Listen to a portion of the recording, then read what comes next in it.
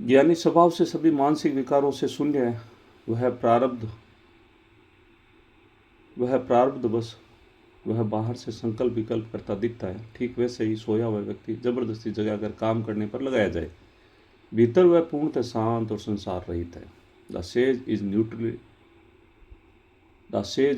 naturally empty of all mental modification, yet due to prarabdha appears to the entertain thought.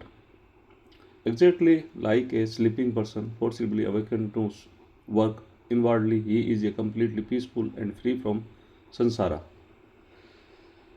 जागृत सुसुप्ति, ज्ञानी बाहर से कर्म करता हुआ दिखता है पर भीतर वह सोए हुए जैसा शांत है। उसकी जागृत अवस्था ही सुसुप्ति है। प्रारब्ध का दास नहीं, प्रारब्ध उसे कर्म करने को विवश करता है किंतु चित्त को नहीं। वह कर्म करता हुआ अकर्ता है। नींद से जगाया हुआ, जैसे जबरदस्ती जगाया हुआ दूसरे की इच्छा से काम करता है, वैसे ही ज्ञानी प्रारब्ध वश अपनी इच्छा से नहीं, शून्य चित्त सक्रिय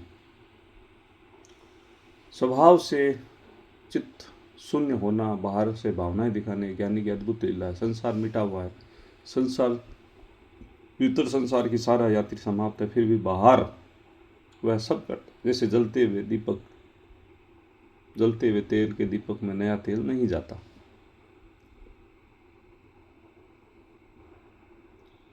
Walking sleep. The sage appears in the acting externally, but inwardly he is as peaceful as one in the deep sleep.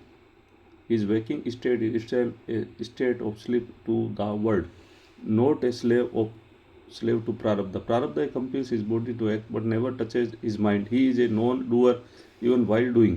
Awakened by force, like an forcibly awakened works according to the another will, not his own. So the jnani acts according to the prarabdha without personal desire, empty yet active. By nature, mind empty, shunya chitta, yet inwardly appearing to entertain thoughts. This is the sage mysterious play. Sansara ended at end within. Sansara ended within. Entire journey of sansara already ended inside, yet the acts outside.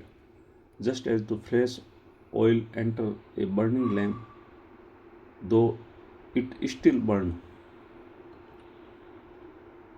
Thank you.